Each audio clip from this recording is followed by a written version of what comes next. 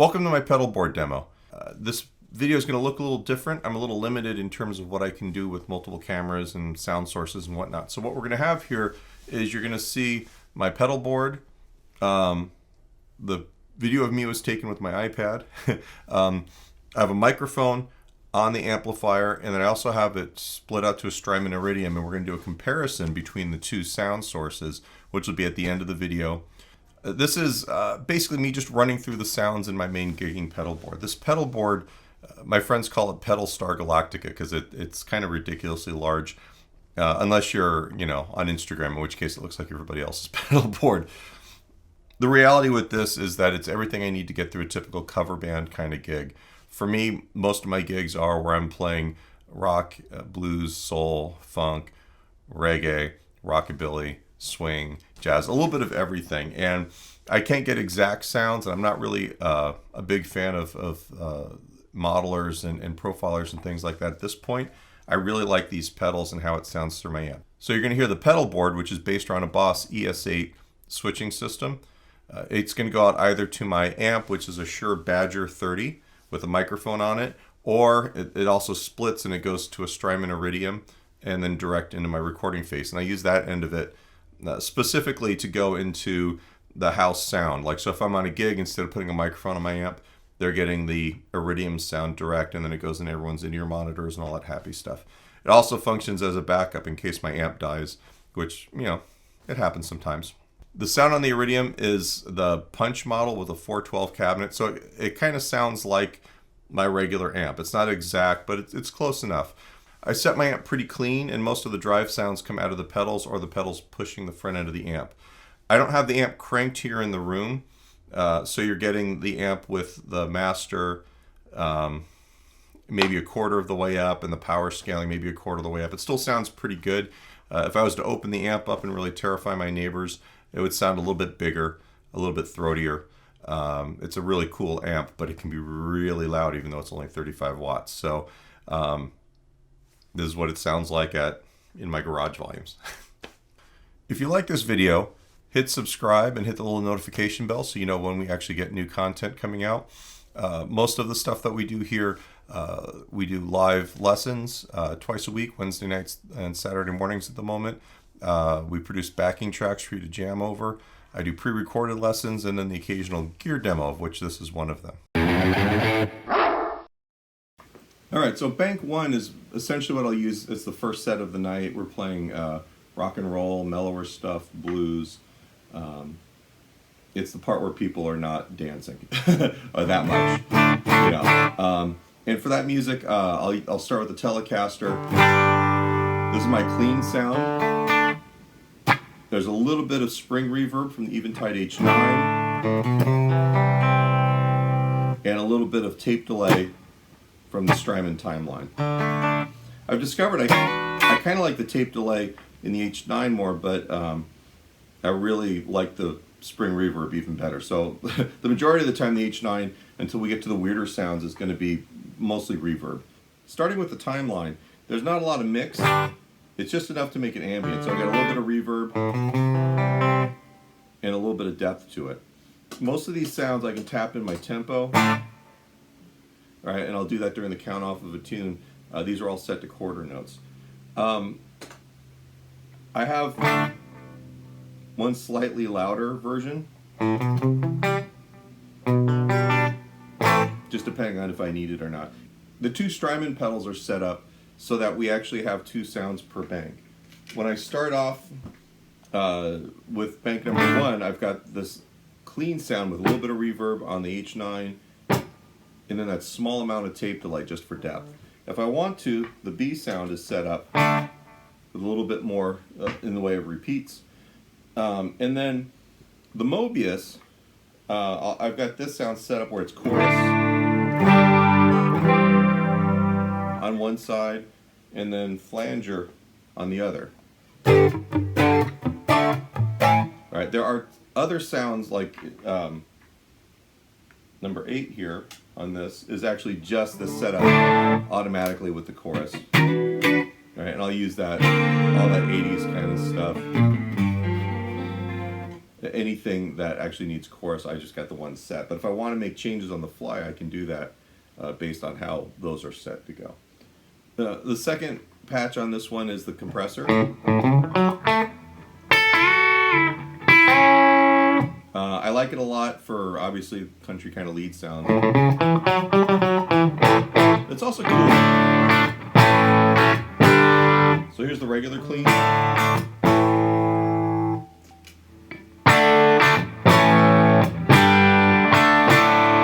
there we are with the compressor, just the Andy Wood compressor.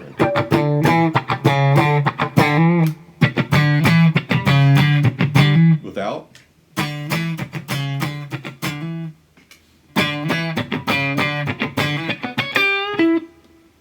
As far as the delays go, just a little bit of delay here.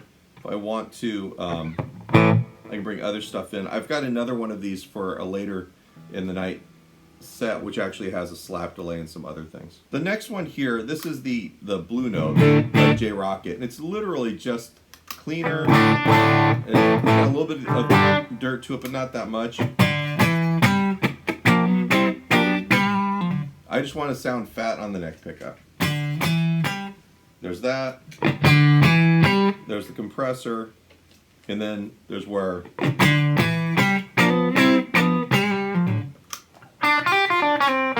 that's my blues sound. If I want to kick in something, this spark boost is actually after everything else.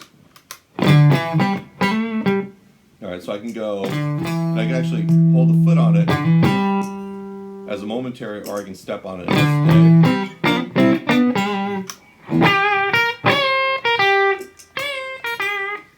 And that's basically, I want that clean sound, where it's fatter.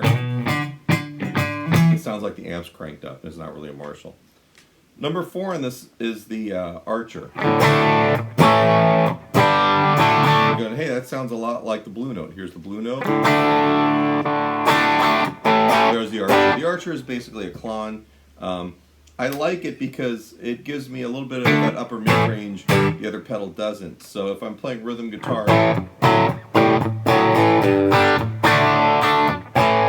I'm actually getting a little bit more cut through the mix on stage. Not really for the funk stuff, but even if I'm like... if I want to do something like that with the neck pickup, it's not going to get lost. Whereas this sound, believe it or not, that little bit... sounds cool, but it's not going to really be audible. Alright, so that's the Archer. I use it with other things sometimes too in combination. I like stacking that one. Number 5 is the Revival Drive. Out of everything,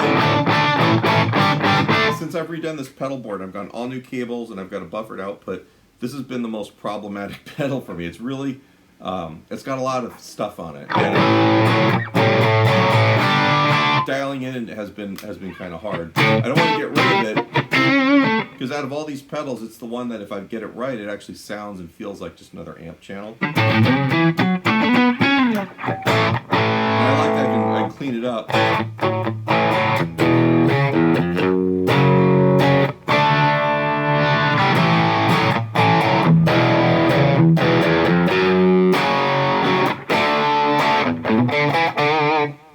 So that one's kind of a work in progress. The second side of that right now, it's actually set to sound a little bit better, I think, with the Les Paul. Alright, so that's the Revival Drive. Number 6 is the J Rockett The Dude here. I use that basically for my main lead sound.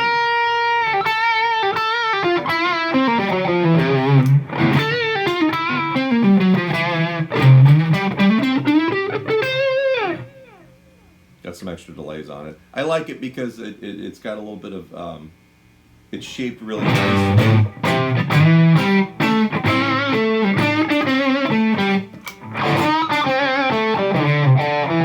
I guess it's supposed to be kind of like a clon. Number 7 here is just the tremolo out of the Mobius. If I want to, I can tap that tempo in too. Want to mess with it, so there's a little bit of work there. And then also on this patch I've also got a Leslie. if I really wanted to.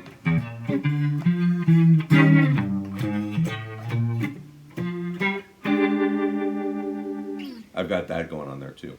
That ends up being kind of the early part of that. That's kind of my Telecaster sounds. Off camera here, we'll say, if I we'll go back here. I've also got a wah pedal, which you can't see, and it's literally just a Dunlop classic Crybaby. Works really nice here. So that's with the Archer.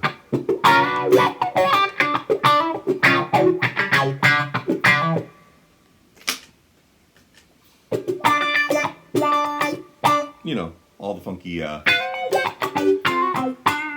kind of stuff. All right. One of the things I like about switching from the Telecaster to the Les Paul later in the night is it just tends to drive everything a little bit different. The Telecaster is actually, as far as Tellies go, it's got a lot of output. It's kind of a big sounding guitar.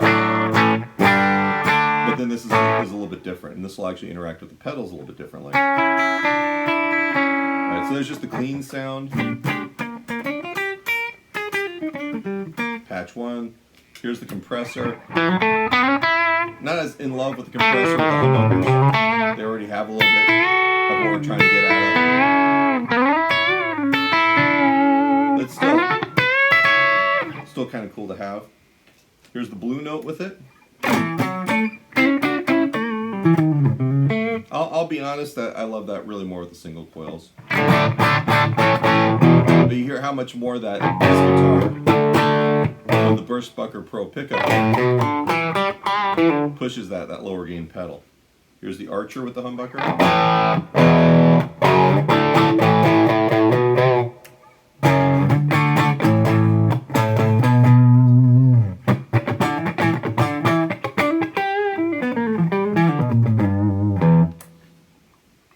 Here's the Revival drive.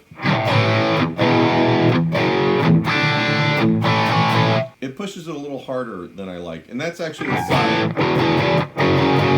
It's like the more modern Marshall, meaning Plexi as opposed to JTM 45.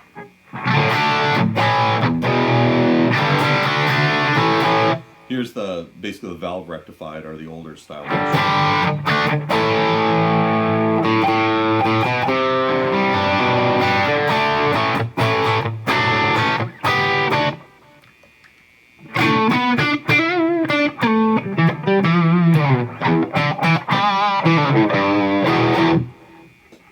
Here's the lead sound.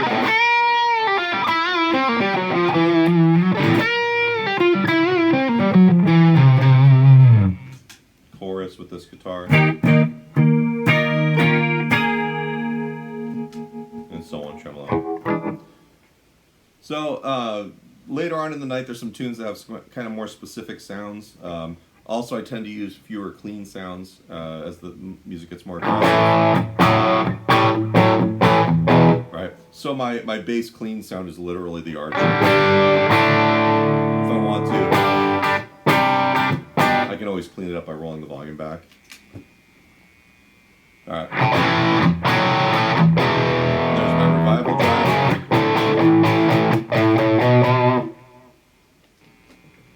The Suhr Riot.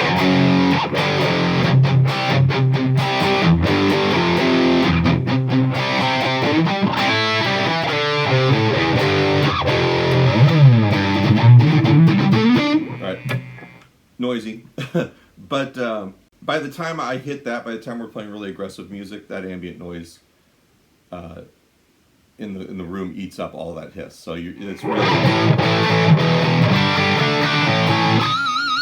yeah. The fact that I'm dealing with that here in this setting where it's totally quiet, it's not that big of a deal on stage.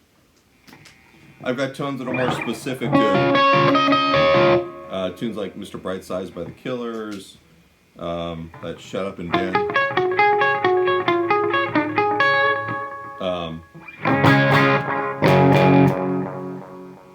Got a little bit of delay there. I got my lead sound. Here's the synth out of the Eventide H9.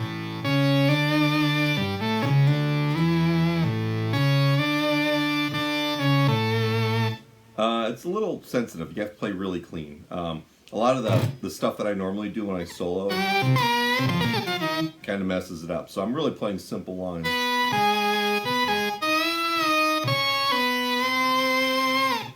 Still working on that sound. And then I also have an octave lead sound, which I'm still kind of working on too. It's not really ready for prime time. I'm going to kind of run through the signal path and how I have this stuff organized a little bit, just to have it make a little bit more sense before we get into the comparisons between the Iridium and the amp sounds. On the right side of the pedal board, we actually have a pair of jacks. They're just Neutrik jacks. They're locking. They're kind of a pain in the butt sometimes because they get stuck. One of them goes in and one of them goes out to the amp. The in actually goes directly to the Boss ES8, the loop switcher.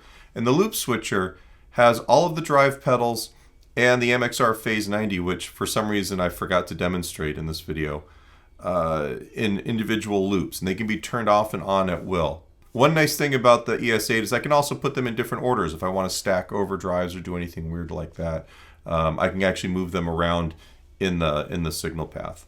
The ES8 has a dedicated tuner out, so that is actually going directly out to the Sonic Research Turbo Tuner, which I really like. I've had it a long time. The button's kind of noisy though. This used to be kind of where I would plug into the beginning of my pedal board and I would step on the button to mute it. But the problem is that it makes a popping sound and it doesn't really need to be in my signal path the whole time anyway.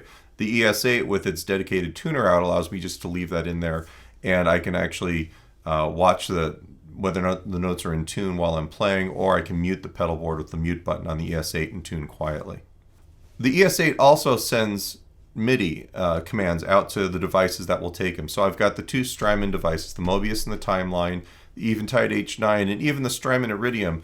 They can all be controlled remotely via MIDI. So what I do is I have those after the ES8. My signal goes through them, and I turn them off and on with MIDI commands with each patch choice. I can also change the patches, deciding which sound I want in each bank, however you want to do that. I do not have the Strymon Iridium set up right now. I'm just using one sound. I've got it saved as a favorite, and at some point in the near future, I need to actually learn how to do that, because what I would like to do is have the Iridium send, my clean sounds could be the Fender or they could be the Vox instead of the Marshall, and I can do things where I can maybe have a little bit more gain on my overdrive sounds, to work with the pedals. There's things I could be doing. Right now the Iridium is basically just set as a clean Marshall just so that I can get this whole thing up and working. In front of the pedal board, before it goes in, I've actually got my wah pedal on the floor using a battery. I don't always use it, and I really didn't want to dedicate space to having it there all the time on the pedal board. So it's, if I need it, I put it down, and I can also take it and use it with my smaller pedal board. I've got another one that I use for blues and reggae and other kinds of gigs where I don't need all of this ridiculousness. After the ES8, the signal path goes from the ES8 output to the Strymon Mobius for my chorus and flanger and rotary and all that other stuff. Then it goes to the Strymon Timeline for most of my delay sounds. From there, it actually jumps to the Spark Mini, which is my little extra boost pedal. And then from there, it goes to the Eventide H9. And out of the Eventide H9, it goes to JHS. It's like a buffered splitter box. And one side of that goes to the output jack for my amp. And the other side goes to the Strymon Iridium for the direct sound. And then I can plug a mic cable into the direct box and plug that directly into the PA instead of putting a mic on my amp. Or, if my amplifier goes down, I actually have the option of just running everything completely directly. One thing about the Eventide H9 that's really cool is that it's got two sets of inputs, and you can actually choose to have one set of inputs be before your sounds in the pedal boards and the second set be after. So the first loop on the ES8 actually sends to the first set of inputs in the Eventide H9, and that's where I'll do things like the synth sound you heard at the beginning, or the octave sound, anything that I don't want modulation and delay messing with. And then the second input and output is actually coming after everything, and that's where I can run my reverbs especially and delays and things like that. You control that with the software, and the Eventide has a really great iPad and phone app, and I've actually done this on gigs where suddenly I've needed a phaser or something and I didn't have it on my board, and I bought it off the App Store for $20 and then downloaded it into the pedal, and I had the the sound for the gig. Since then, I've actually maxed it out. I've got all the sounds available, but it's super handy, and I wish some of the other pedal designers would do things like that where it's Bluetooth and it just makes life real easy. But anyway, that's the path through the pedal board. What we're going to do next is we're going to compare the sound of the amp with the sound of the Strymon Iridium. I won't have my iPad mic on, so you're going to get just the direct sounds. And I'm just going to go through them real quickly. There is an issue with the Strymon Iridium in this recording towards the end when I'm using the Origin Revival drive. Something weird is going on with it I need to sort out, but I figured it sounds good enough and it's a really short clip, so it'd be fine. There's something that sounds like a weird modulation or some junk like that in the Iridium sounds that you don't get in the other sounds, and it's only with that one pedal. So there's a ghost in the machine. I'll sort it out, but here it is. These are all the sounds, amp first and then Iridium second.